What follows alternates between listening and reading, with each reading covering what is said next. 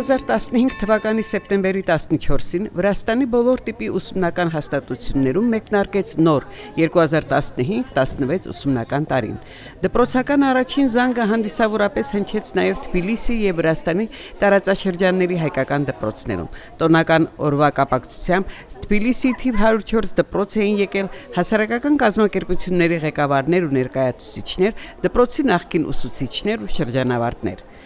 Սպիտակ վերնաշապիկներով զուգված, գեղեցիկ ծաղկե փնջերով աղջիկներն ու տղաներն իրենց ուսուցիչների հետ հանդիսավորապես շարվել էին դպրոցի մարզադաշտում, իսկ բակում հավաքվել էին ծնողներ, տատիկներ ու պապիկներ, հյուրեր։ Վրաստանի և Հայաստանի Հանրապետության պետական օրհներներից հետո բարձրացվեց Վրաստանի պետական դրոշը և հնչեց դպրոցի հիմնը։ Դպրոցի տնօրեն տիկին Իրինա Ժամկոչյանը շնորհավորեց բոլորին նոր ուսումնական տարվա կապակցությամբ, հայտնեց, որ դպրոցը կազմ ու պատրաստ, ձեռնամուխ է լինում ուսումնառության գործընթացին։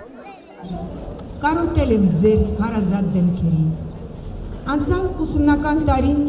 եղել է մեր դպրոցի համար հաղթանակի տարի։ Ես կուզենայի, որ գալող տարին այսպես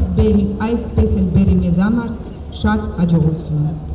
Մեր դպրոցը տարից տարի փոխվում է, իհարկե դեպի լավը։ Հույս ունեմ, որ այդպես էլ կշարունակվի։ Բոլորին ցանկանում եմ քաջ հարողջություն ու ուսման մեջ հաջողություն։ Ներկաներին իր օրհնությունը բաշխեց և նոր ուսումնական տարվա մեկնարկի կապակցությամբ շնորհավորանքի խոսք ասաց վիրահայոց թեմի առաջնորդ գերաշնորհ Տեր Վազգեն եպիսկոպոս Միրզախանյանը։ Մեծ խորհուրդ է մեզ համար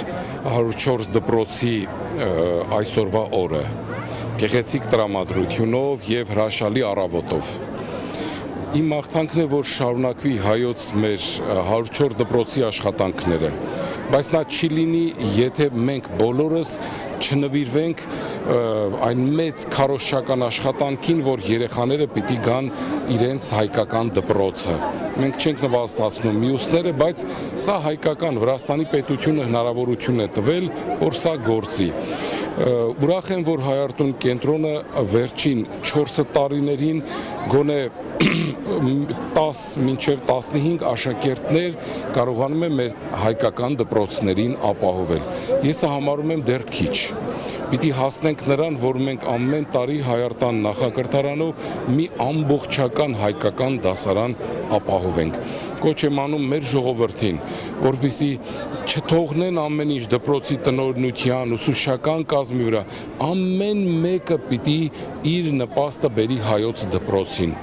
Վրաստանի իշխանությունների կողմից դպրոցականներին ուսումնառության գործի բարի երթ մաղթեց Վրաստանի խորհրդարանի անդամ Ռուսլան Պողոսյանը։ Վրաստանի կրթության և գիտության նախարարության ազգային դպրոցների ծրագրերի համակարգող Կարինե Մանուկյանը ներկայացրեց այն նորույթները, որ իրականացվելու են այս ուսումնական տարում։ Ընթանում է կրթական կարևորագույն փաստաթղթի ազգային ուսումնական ծրագրի վերանայումը։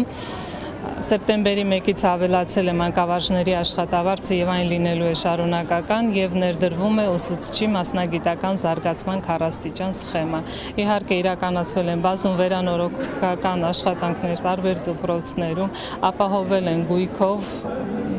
տեխնիկայով, մեկ քննությամբ ընդհանուր ունակություններ հայերենով, անցողիկ շեմը հատել է 219 ուսանող, իհարկե սա հրաշալի ծրագիր է, որը նպաստում է մեր երեխաներին